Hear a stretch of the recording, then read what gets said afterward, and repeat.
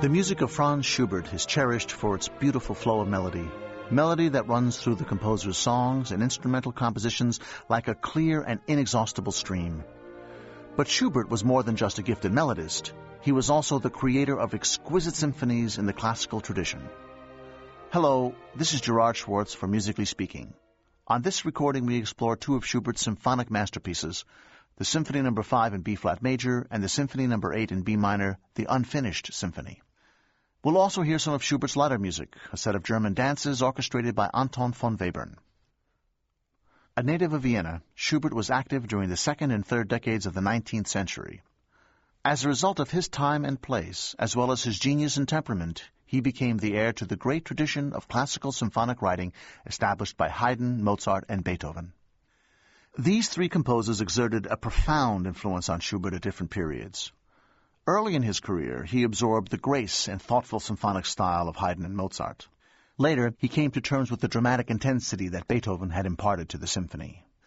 The two symphonies we consider here illustrate each of these aspects of Schubert's music in turn. The son of a Viennese schoolmaster, Schubert was no child prodigy, as Mozart had been. Still, he showed an early aptitude for music. When he was 11, his fine singing voice won him a place in the choir of the Austrian Court Chapel, an ensemble that exists today as the famed Vienna Boys Choir.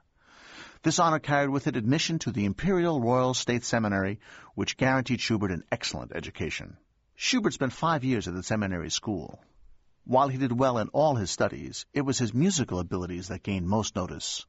In addition to singing in the chapel choir, Schubert played violin in the student orchestra that rehearsed or performed nightly. The core of this ensemble's repertory included symphonies of Mozart, Haydn, and other composers of the classical period. These works provided a formative influence on Schubert's musical thinking.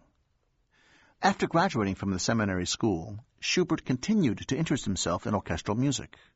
For several years, he participated in an amateur chamber orchestra that met in the home of Otto Hartwig, a prominent Viennese musician. It was for this group that Schubert composed his Fifth Symphony in 1816, shortly before his 20th birthday.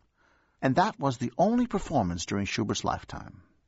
Today, the symphony occupies an honored place in the orchestral repertory.